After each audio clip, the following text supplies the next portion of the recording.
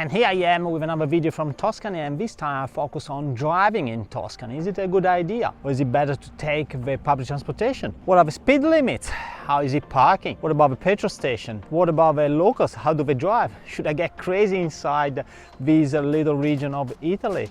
Well, I tell you what, you will see everything in this video and a little bit more, and at the end I will compare also public transportation with renting a car. What is the best solution?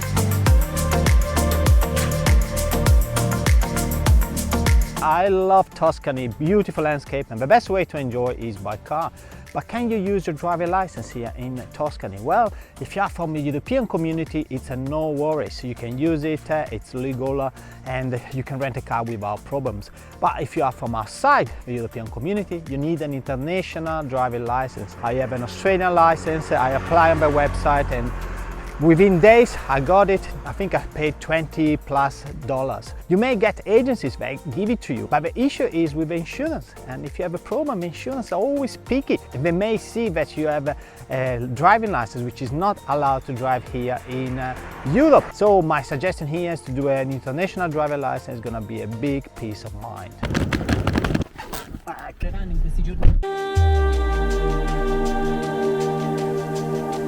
And where can you rent a car? Well, there are many local renters here in Tuscany where you can rent at the airport or in the city, especially if you go to Siena or Florence. My suggestion is to rent through an aggregator, one of these websites that have several of these renters. And the main reason is that you can get a better price, and directly on the website you can full insure your car, which is a great peace of mind, because otherwise a small scratch can cost you 200-300 euros. Every time you park the car, you have to take care where you park it. I'm gonna put a link of the website that I usually use, where you can check the prices and compare the prices of all of the rentals, and if you find the best for you, just rent through there.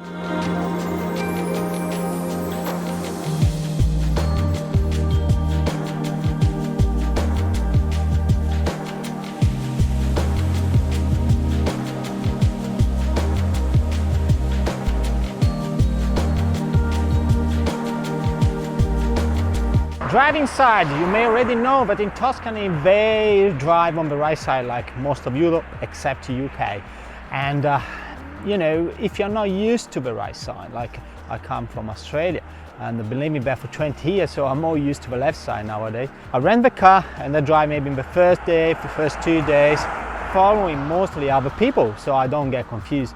I get more confident, and then it's no worry. If you want to avoid, you know, the possible troubles to have too many things change compared to your home country, just rent an automatic car and you take one thing away.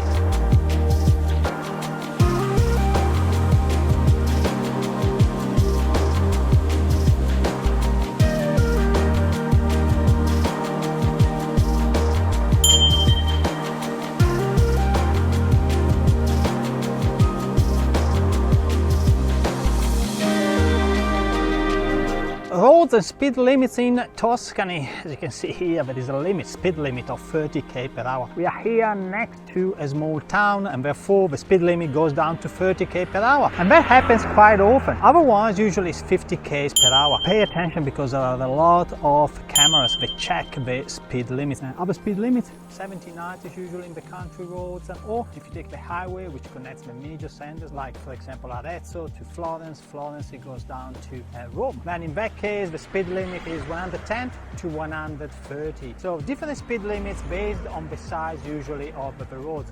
The narrower they are, usually the smaller the speed limit it is.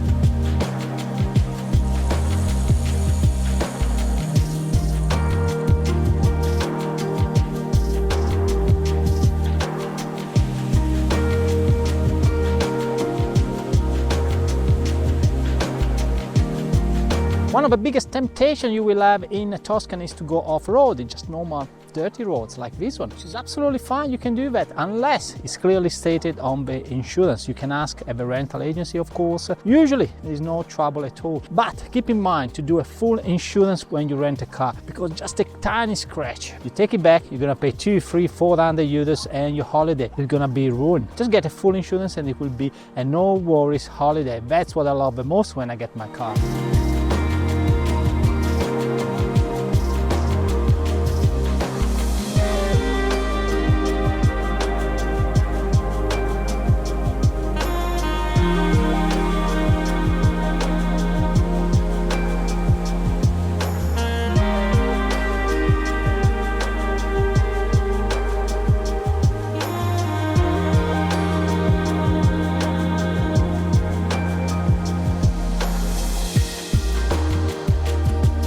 What about the locals? How are they driving? Very relaxed and very chilled out. It's beautiful because there's no stress. Unless, of course, you go to Florence, and which is more of a city and people are more stressed to go to work like in any other city in the world.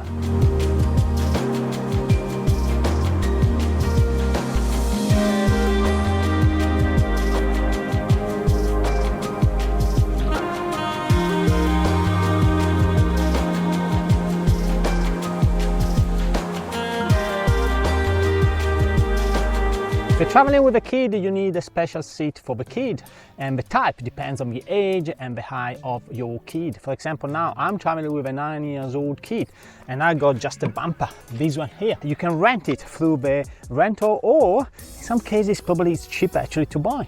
In my case, I rented this car for a month and I prefer to buy for 20 bucks this jump seat instead of rented, which cost me 10 euros a day. If you make the math, it would have been 300 euros for a month.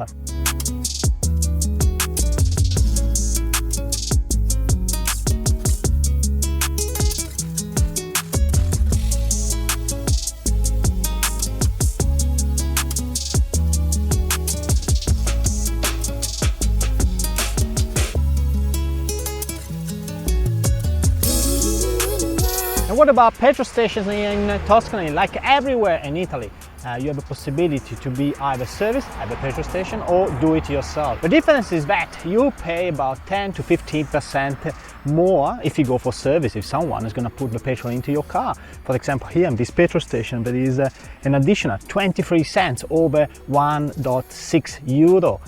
So it's about probably 15% more. So it's up to you. If you want to have an easy life, you don't want to make your hands dirty possibly, then you ask someone and you pay that 15% more on the petrol. Otherwise, you do it yourself and you save some money.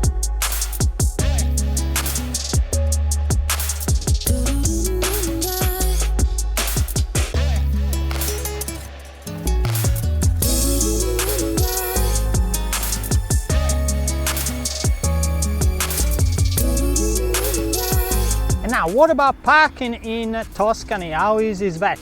Look, most of Tuscany is very, very easy. You know, most of the small towns, you find the parking spots, no worries at all. Unless you go to the popular villages and towns. I'm thinking here obviously of Siena, Firenze, here on the back, Cortona. In that case, definitely don't venture inside the old town. Couple of reasons. First reason is that the streets will become narrower and narrower, almost impossible to navigate, so it's absolutely a no-go. Second reason is that it's a ZTL area, usually inside the old town, which means you can't go inside and you may get a ticket, or if they have cameras like they do for example in Florence, they're gonna take your number plate and they're gonna send you a ticket. Otherwise, you can park in any spot like this one where you see white lane is no cost. When you see a yellow lane, means it's dedicated to people usually with handicap or special reasons. If it's a blue line, means you have to pay a ticket. There are tons of machines where you can pay. There is also an app. I'm gonna put it here into the video.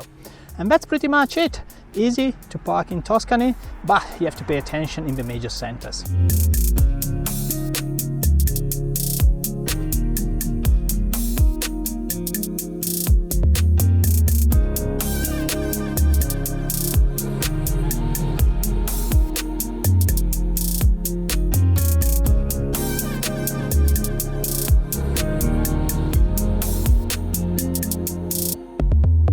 When you drive your car, remember not to leave any bag inside visible here.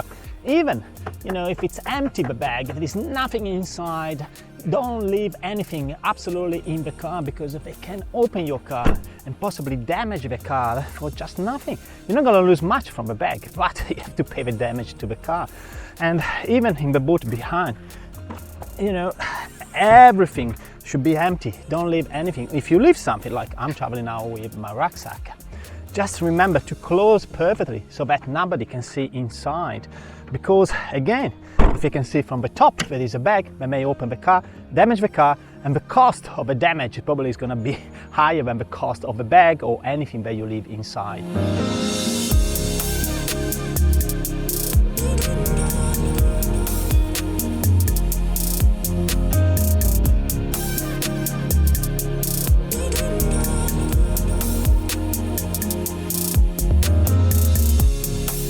So the final question is it better to rent a car or actually to use the public transportation? My opinion here is if you want to see the countryside of Tuscany, definitely you need to rent a car.